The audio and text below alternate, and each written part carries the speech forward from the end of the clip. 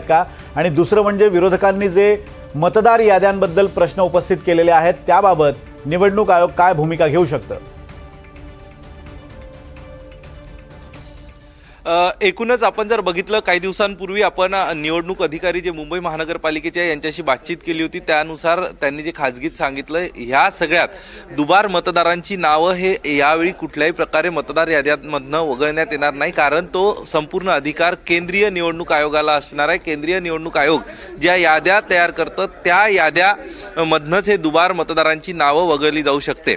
अर्थात आत्ता संपूर्ण महाराष्ट्रात ज्या दुबार मतदारांची नावं आहे त्या संदर्भात महाराष्ट्रातील सगळे निवडणूक जे अधिकारी आहेत ज्यांना नेमून देण्यात आलेले आहे त्यांच्या माध्यमातून या सगळ्या अधिकाऱ्यांना जे दुबार मतदार आहे एकतर त्यांच्याकडनं हमीपत्र भरून घेणे किंवा त्यांच्यासमोर स्टार करणे किंवा काही लोकांची नावं जी प्रभागांच्या बाहेर गेली होती, प्रभाग त्यांचे बदलले होते, तर त्यामध्ये करेक्शन करण्यात येणार होतं। राहिला प्रश्न थोड्याच वेळात मी ज्या ठिकाणी उभा आहे त्याच सह्याद्री अतिथीगृहामध्ये आता निवडणूक आयोगाची पत्रकार परिषद होते। मुख्य निवडणूक अधिकारी राज्याचे दिनेश वाघमारे यांची पत्रकार परिषद होती आणि याच पत्रकार परिषदेतनं आज राज्यातल्या 29 महानगरपालिका निवडणुकीची घोषणा होण्याची शक्यता आहे, कारण तशा प्रकारची परिस्थिती देखील आहे। आपण जर बघितलं तर सर्वोच्च न्यायालयाच्या निकालानुसार 31 जानेवारी 2026 पर्यंत ज्या प्रलंबित महानगरपालिकांच्या निवडणुका आहेत त्या घेण्याचे आदेश देण्यात आले होते, त्या निकालामध्ये देण्यात आले होते। तसा निर्णय सर्वोच्च न्यायालयाचा होता आणि त्याचमुळं जर 31 जानेवारी पर्यंत या संपूर्ण निवडणुका संपवायच्या असतील तर याची आचारसंहिता या येत्या 10 दिवसात लावणं गरजेचं आहे। आणि त्यामुळं हा जो एकूण वेळ आपण बघितली, ज्या वेळी आता पत्रकार परिषद होते त्यानुसार या पत्रकार परिषदेमध्ये राज्यातल्या 29 महानगरपालिका निवडणुकांची घोषणा होऊ शकते। विनोद, आपण जर बघितलं तर यामधल्या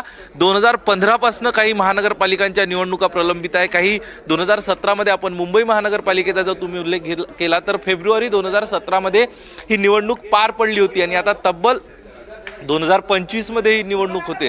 साधारण हा जो काळ बघितला आपण तर 8 वर्षाचा कालावधी, जर नवा महापौर बसेपर्यंत 8 वर्षाचा कालावधी लोटेल तोपर्यंत काही महानगरपालिकेमध्ये 10 वर्षापासून प्रशासक होते, काही महानगरपालिकामध्ये 7 ते 8 वर्षापासून प्रशासक आहे। त्यामुळं लोकप्रतिनिधींची जी मागणी गेल्या अनेक वर्षांपासून होती की निवडणुका लवकर घ्याव्या, विरोधक देखील सातत्यानं मागणी करत होते आणि शेवटी सर्वोच्च न्यायालयाने जो निर्णय दिला या निर्णयानुसार आज या निवडणुकाची घोषणा होण्याची शक्यता आहे असं शक्यता वर्तवली जाते आहे। आणि जे राजकीय जाणकार असतात, जे राजकीय विश्लेषक असतात त्यांच्या माध्यमातून की हाती असलेला वेळ बघता निवडणूक आयोग मुंबई महानगरपालिकेची निवडणूक ही या इतर 28 ज्या महानगरपालिकांच्या निवडणुका घेणार आहे त्या 28 महानगरपालिकांच्या निवडणुकांसोबतच मुंबई महानगरपालिकेची निवडणूक देखील घेईल। अर्थात आता एक प्रश्न उपस्थित होतोय की मग जिल्हा परिषद आणि इतर ज्या नगरपालिका नगरपंचायत आहेत त्यांच्या ज्या प्रलंबित निवडणुका आहेत त्याचं काय? तर ओबीसी आरक्षणाची जी मर्यादा ओलांडलेल्या काही जिल्हा परिषद आहेत त्यांच्या निवडणुका सोडून इतर काही जिल्हा परिषदांच्या निवडणुका या देखील या वेळापत्रकामध्ये समाविष्ट केल्या जातात का हे बघणं तितकंच महत्त्वाचं ठरणार आहे। अर्थातच कारण या सगळ्यासाठी आपल्याला तासभराची वाट बघावी लागेल, मात्र तासाभरात आपण जर बघतो की तासाभरात निवडणुकीचे बिगुल वाजू शकतात, अर्थात त्याला हिरवा कंदील हे निवडणूक आयुक्त देतील।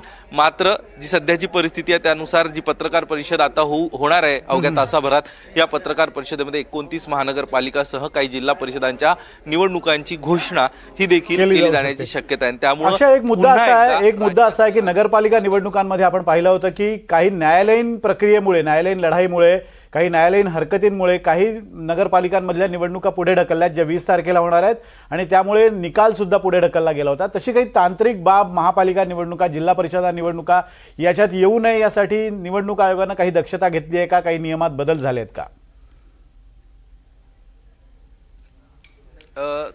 तुर्तास तरी या सगळ्या बाबतची माहिती थोड्याच वेळात जी पत्रकार परिषद आहे या पत्रकार परिषदेतनं निवडणूक आयुक्त देतील। मात्र एकूणच जशा प्रकारचा गोंधळ हा राज्यातल्या नगर परिषदांच्या निवडणुकामध्ये झाला तशा प्रकारचा गोंधळ होऊ नये यासाठीची काही खबरदारी किंवा त्यासाठी काही कालमर्यादा, जे हरकती घेणे, आक्षेप घेणे, त्यासोबतच कागदपत्रांची पडताळणी, जे निवडणूक अर्जांची पडताळणी असणे याबाबतचे काही प्रमुख भूमिका निवडणूक आयोग घेणार असल्याची देखील माहिती आहे। कारण तशा पद्धतीच्या हालचाली निवडणूक आयोगाने सुरू केल्या, कारण आपण बघतो परिषद निवड